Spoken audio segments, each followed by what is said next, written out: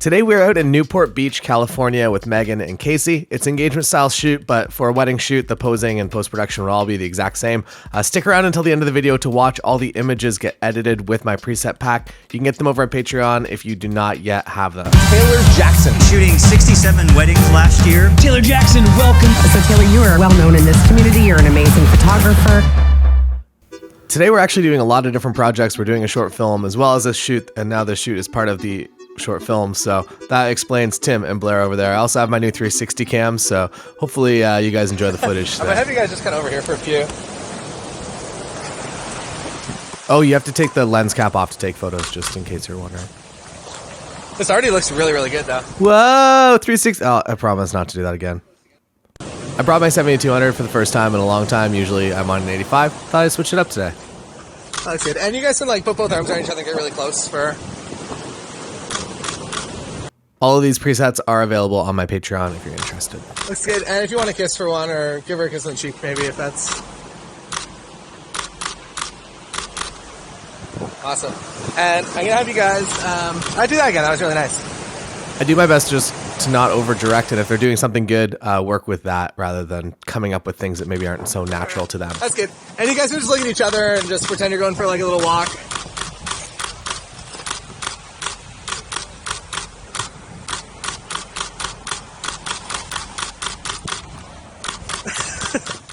I'm not sure if I hit the shutter enough times there, but I think I got it. Those look incredible. Cool. Super happy with those. Also super happy that it's really actually nice out. June, traditionally you get June gloom, and it's not, you don't get these sunsets in June. Surprisingly, I've heard that the winter sunsets on the beach are actually by far the best. Right there's good. And same deal, you just get really close together. I didn't take my shoes off, and now I have to stay out of the water. That's fine though, I guess. So good though. Do you want to just hold hands and just kind of face it that way? Also, apparently you need permits to shoot on these beaches if you're out in California or Laguna Beach or anywhere kind of along this coast. I didn't know. I'm from out of town. And even if you want to kind of do that where you're kind of hugging his arm, that you can be looking at it that way. And then that looks really good too. These are the kind of sunsets that we don't really get in the Toronto area, unfortunately. Yeah, that way you're still in the sun there. That's good there. This entire shoot was 19 minutes long, and we really did make the most of it. You can look at each other. Get really close together. That's good. And you can face each other, put both arms. They can't hear me over there. There's a lot of waves. How do 360 cams even work? This is mounted on my hot shoe. How does it get this camera angle? That looks awesome. That's good. And you can look at each other and kind of smile.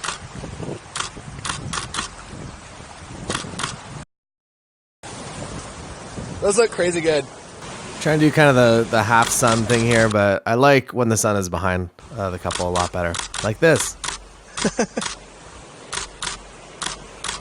What? Look at that light. Those look really good. Cool. I'm super happy with everything so far.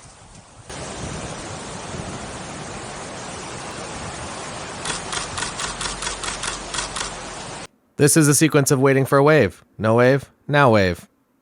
Now kiss and wave. Can you guys come this way?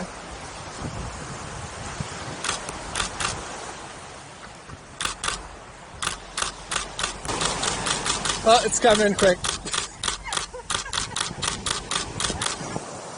That looks really good. Cool. Everything looks awesome. I'm super happy.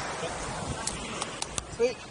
All right, that's all for the picture taking. Now we're going to get to the editing section of this where I use all the presets. You can see the images before and then after the preset is applied. Welcome to the editing section of the video. Hopefully you enjoyed the rest of the video. I'm actually recording this section before the other video, so I'm going to try to reference things that I'm going to talk about, but I don't know how that's actually going to go. Today I am going to be using, well, any of my presets will pretty much work in one way or another on these images. I do my best to kind of stick to one preset total just so the entire at least section of the day. All of these images are all from the beach, so all of them should stick together nicely. I don't want like one to be super blue, one to be super warm. I want them all to be cohesive and consistent. The hard part is that you have to make a decision and you have to stick to it, and it's like, this is what this shoot is going to look like, and you could, that somebody could like a different way better, or somebody might comment that, or whatever it might be. You really do have to kind of just pick to whatever appeals to your taste the most and go with that. There's no right or wrong official way. I guess there might be a few wrong ways, but there are multiple variations of correct ways to edit. So I know for a fact that my People preset 2018 will do well. I know that the warm preset will probably also do well. Is that the warm there? Kind of looks pretty similar. And I know that cool will also do well. So I would say, like, if you're in an environment like this, like cool does, it kind of goes against, so like the scene is nice and warm and sunny, and I kind of like to cool it down a little bit from time to time. I use this preset a lot more if I am inside somewhere that's like a beautiful indoor space, but there's lots of incandescent lights. For today, I think I'm actually going to be using my People 2018 preset, but I'm going to look at my, that one's nice too. You know what? We're gonna go 2019. That also works a little bit better if you kind of want that matted look to the images. Again, I kind of like it better. This is exactly what I just talked about like 10 seconds ago. That there is no right or wrong. That is nice. People 2018 would have been nice, somewhere around there maybe. I don't know. What do you guys think? I think this bumped up a little bit is what I'm going to go with today. It's hard to make decisions, I guess, when the shoot was just so perfect that we got the perfect sunlight, and you want the images to be as good as it can possibly be, but also that you never really know. So what I personally like to do is any of kind of those portfolio shoots, like the photos are going to be in your portfolio for the rest of time, or at least like the next 5-10 years, is to save the raw files in a separate folder so that you don't have to dig through each individual shoot whenever you want to go back and re-edit. The thing that I guess like really reaffirmed it for me was that a long time ago when I was taking pictures back in like 2008, 2007, I was using cameras, and post-processing, the software side of things just wasn't as good. Now when I load those images in from like 2008, they look better in Lightroom now than they did way back then because of the advances of software technology. So keep those raw files around. Don't just press out the JPEGs if they're going to be those important shots. And it's always, I think, good practice just to keep all of your raw files somewhere. I have lots of hard drives. If you're struggling on hard drive space, you can convert sessions to DNG format in like Lightroom, I guess. You can do that, right? Maybe? No, use a DNG converter, Adobe DNG converter, and process everything. And that way you're making the images a lot smaller, a lot more compressed. Whereas like Nikon D850 file sizes are pretty ridiculous. Canon has a little bit better.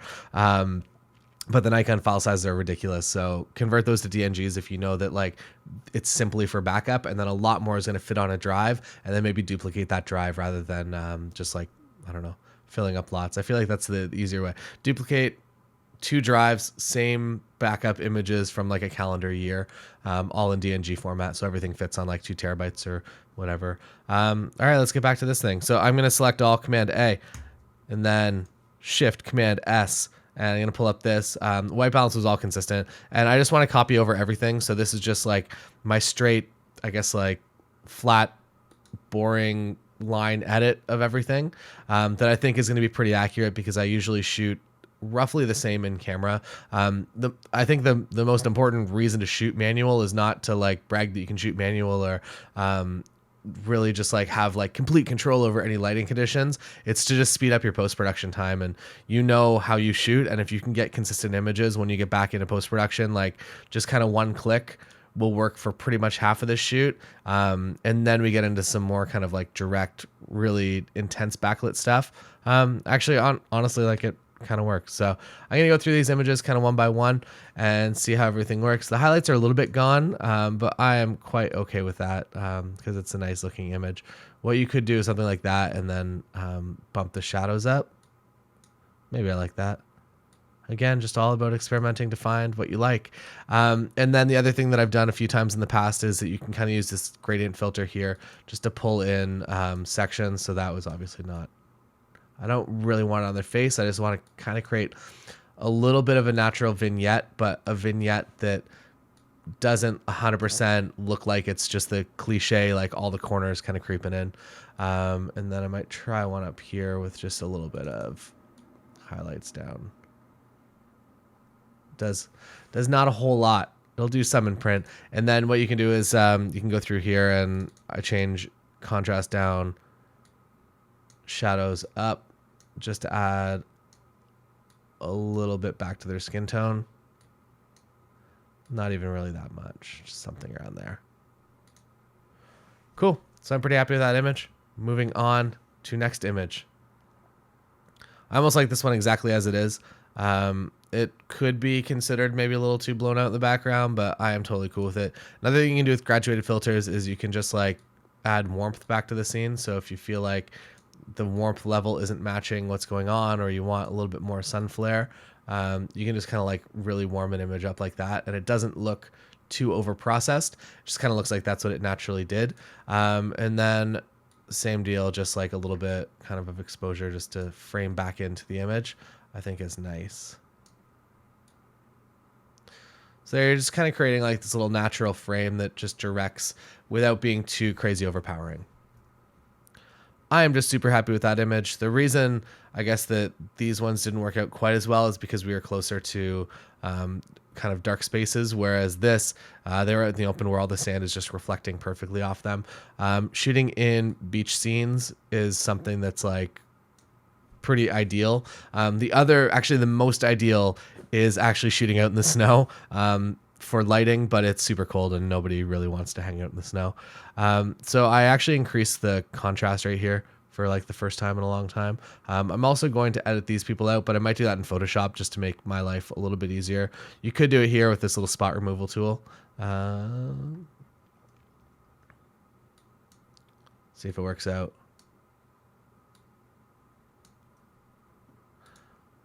That's pretty good, but I think I'm just going to wait and just do it in Photoshop so I do it correct. I know that I'm going to be using a lot of these images in kind of larger formats.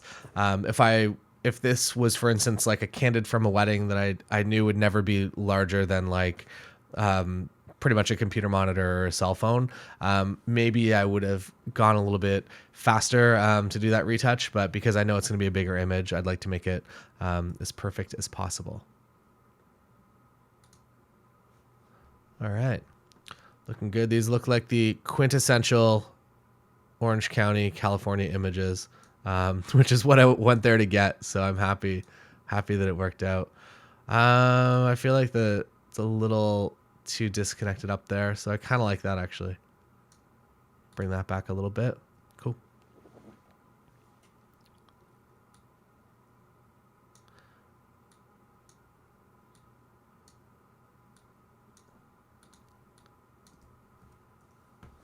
And there is obviously like a lot more that you can do to each of these individual images that like you can spend a lot of time to really make things not necessarily more perfect, but exactly to like your taste, what you want it to look like. So hopefully you've received a few of those tools from these videos that you're able to use in your own images.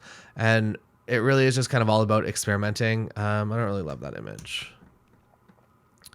It really is just all about experimenting and figuring out what looks best to you and what you like. And it's just a process over time of just like refining your taste.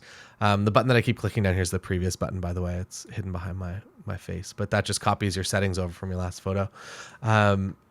It really is about just like refining your taste over time and making it something that is both you and then also something that's hopefully commercially marketable.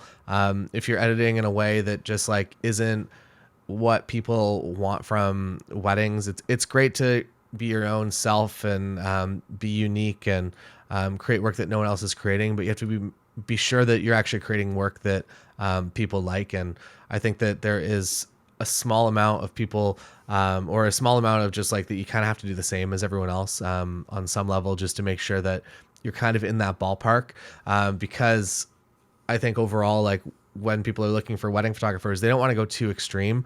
They want to find somebody that just kind of like is almost a little, not necessarily vanilla, but maybe a little bit vanilla, just because I want to know that they're going to like their photos in 10 or 15 years, that if they're all like colored with spot color or like crazy intense contrast black and whites, that maybe 10 years from now they're not actually going to like them, or 20 years or 30 or 40, or maybe their kids or their grandkids are going to look at it and be like, wow, what a weird style at the time, Grandpa Simpson. You wore an onion on your belt. All right, so gonna add a little bit more warmth. I really like this scene. This is like such a ridiculous beach, and we really didn't move too far out of like maybe like 100 feet. We used kind of this area, the other area, and like the beach, and that was it. We were taking photos for 20 minutes, and I got more than enough photos from this scene. So hopefully, like, you've at least, like, if you're taking one thing from me, hopefully the one thing is to shoot manual so that your post-production time comes way down. And the other thing is to make sure, I forgot what the first thing was. I'm sorry. No, I remembered it. It's just to shoot really, I wouldn't say fast and like careless, but more fast and efficient, and make sure that you're just getting as many images as you can within a short time. Like 20 minutes is more than enough time to get a lot of really, really incredible images. I don't bring around lights. I don't do setups. I don't try to do too much in the actual shoot. For commercial shoots, I think there's an element of just like putting on a bit of a show. But for shoots like this, I would rather just keep everybody nice and relaxed and use like 1 or 2 lenses maximum. Today I only use 1 lens, and just like make the shoot as organic as possible, because not everybody is a professional model. Although I do have a shoot with Neva, who's a professional model, coming up, and it's the first model shoot that I've done in such a long time, and it was so easy because I don't have to do anything. I just kind of like every now and then I was like, oh, can you just like do that a little differently? And the rest of the time she just kind of had everything. So working with real humans, difficult. Working with model humans, very easy. I don't remember how I got on that tangent, but that content is coming soon.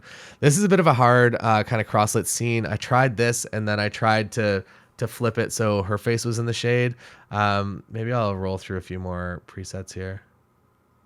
I almost feel like you have to kind of mat it out a little bit more in order to make this scene work. I don't know. I don't think that I love these images. I'll leave them in because you've already seen them. They were in the video. I think that it's important to show what didn't work as well as what did work on the shoot day. That I was like, oh, beautiful scene. It's going to work really well. If I could have had them like closer to the water in the shade there, that might have worked, but then that gets legitimately dangerous. So, yeah, it's too bad. That's all right, though.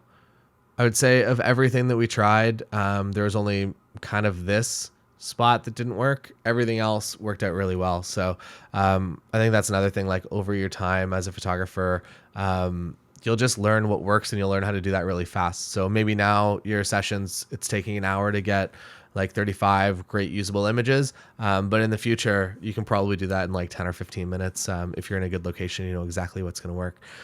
It's actually getting kind of a little hazy. I've never done this on humans before, but you can use the dehaze option. It adds a little bit of kind of contrast. I actually kind of like it. I'm going to leave that.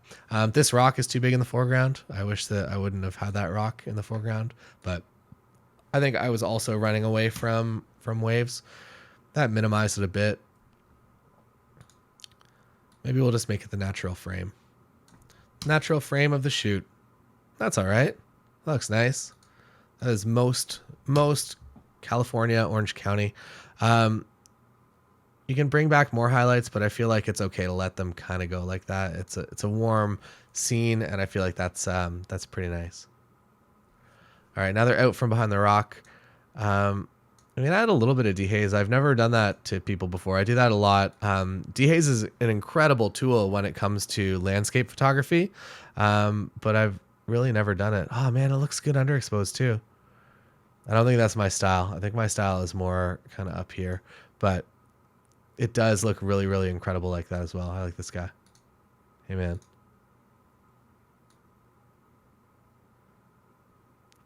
Maybe I'll leave this one a little bit lower. There's a lot you can do to these photos in Photoshop. Now I'm second guessing this shot over here too. That is better. All right. this post-processing all about second-guessing yourself, and and hopefully this relaxes you a little bit to know that everyone in photography second-guesses himself, and you just kind of have to do. This is my favorite photo from the entire shoot. I don't even know how to begin to process this. And no, it's not your monitor that's not loading. There it is, 2019 color, done.